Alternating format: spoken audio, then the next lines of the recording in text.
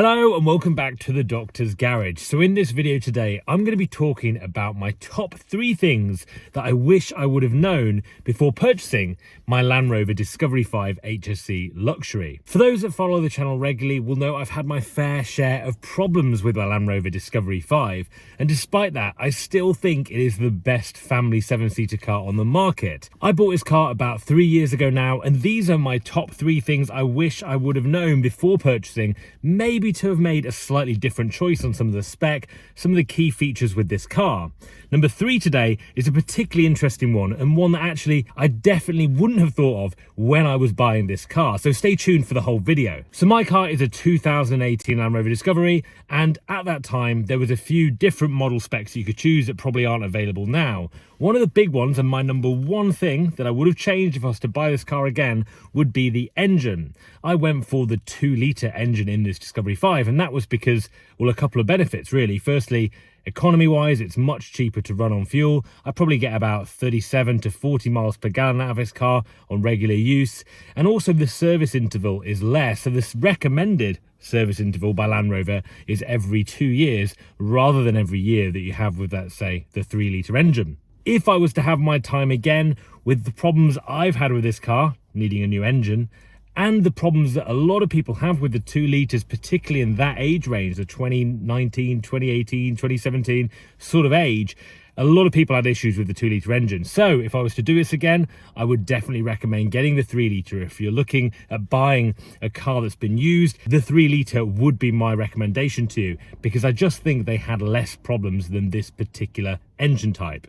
My second key piece of advice when you're buying one of these cars, and this applies particularly to those that have been used in the age range that this car is really think about that Land Rover extended warranty. So when I had this car within its warranty period, it had a lot of problems. It needed a new engine, it had an oil leak, it needed a new suspension, it had a lot of issues basically. And so when it fell out of the manufacturer's warranty period of 3 years, I was really on the fence about whether to go ahead and pay for the extended warranty.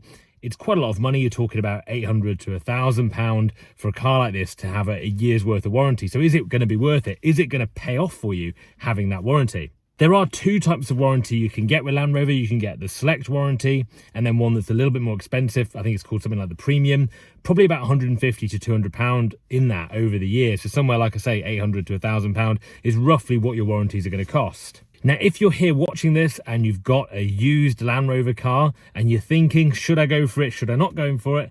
In my personal experience, it's been so worthwhile having that extended Land Rover warranty. And I went for the more expensive one because I thought if I'm going to pay £800, I might as well add another £150 and pay the full lot just to make sure there's no wriggling out of anything when it comes to warranty. And I'm so grateful that I did pay my warranty, because in fact, it's already paid for itself. And it's, what are we into, about 3 months into my period of this warranty cover for this year. And that's because I had a windscreen leak, common known fault with these cars, and also a suspension arm that needed replacing that was not the mileage expected to kind of wear out or break. So for me, having that warranty, particularly the Land Rover extended warranty, has been well worthwhile because it's paid for itself. Now, some people on my channel have said, are you sponsored by Land Rover? Do you get preferential treatment because you have a YouTube channel? As far as I'm aware, no one at Land Rover knows I have this YouTube channel. I just document my journey with this car. And all I can say is when I've had this car taken in for repair, such as the windscreen quite recently, it's been brilliant. They've sorted it out. It's not been a problem. They've done that under warranty / gesture of goodwill, because this car's now 4 and a bit years old. So they did all those parts, which was really good. And part of the reason they did that is because I was paying for the extended warranty. So if you're on the fence about it, I cannot recommend it enough. I think it's so worthwhile having on these cars, particularly Land Rovers, because there are a fair few faults that can happen. So that would be my second tip. Go for the extended warranty if you're on the fence. And tip number 3, if I was to buy this car again, and for those that are watching that are maybe buying a used Discovery 5, would be to think about an option you're probably not thinking about when you're looking at buying one of these cars. And that is your wheel size. Now, the reason I say that is because I've recently had to replace the tyres on my car. I had a small puncture on one, but I was just getting some wear as well. It's done about 50,000 miles. Now, Land Rover put on their cars Pirelli Scorpion All Seasons, the Verde tyres. I think that's what they're called. And so when it came to replacing these tyres, for me, I wanted to put the same tyres back on. I thought they're probably going to last longer. I've previously bought cheaper tyres and they haven't really lasted quite as well.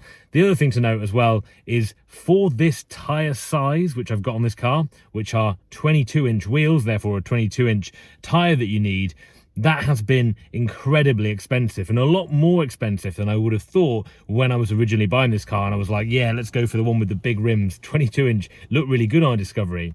But I've got to say that if I was to do it again, I wouldn't go for 22s. I'd actually go for something a little bit smaller. It doesn't make hardly any difference to how the car looks, and it saves you actually quite a lot of money when it comes to replacing tyres, whether that's from damage or whether that's from wear. The other thing is, if you have smaller wheels, your tyres are going to be less expensive, but also the ride's actually probably going to be a little bit more comfortable too. And on Discovery 5, there's only a certain amount of kind of the look gains you get from going for that bigger rim size. So here's an example of price of tyres and the difference you're kind of talking about for the sizes. So let's say I went for 20-inch alloys on my car. You're talking about £50 less per tyre when you need to change it. So for this car, if I wanted to get a set of 4 fitted, you're talking over £1,000 on the 22 inches. Whereas actually, if you do it on the smaller rim size, let's say a 20, you're saving £200 simply by having slightly smaller tyres. So although for me, it's not a big one, it's definitely something I would have thought a bit more about when I first bought this car and not pushed so hard for getting bigger rim sizes. So that's just another fact and something that I'd probably do differently if I was to buy my Land Rover Discovery 5 again. I hope that video has been useful and maybe a bit insightful for those that are looking at buying a Land Rover Discovery 5. Let me know your thoughts in the comments below, and go out check out my other videos here on YouTube all about my Discovery 5 and also my Land Rover Defender TD5. Thanks for watching my video, and I'll see you guys in the next one.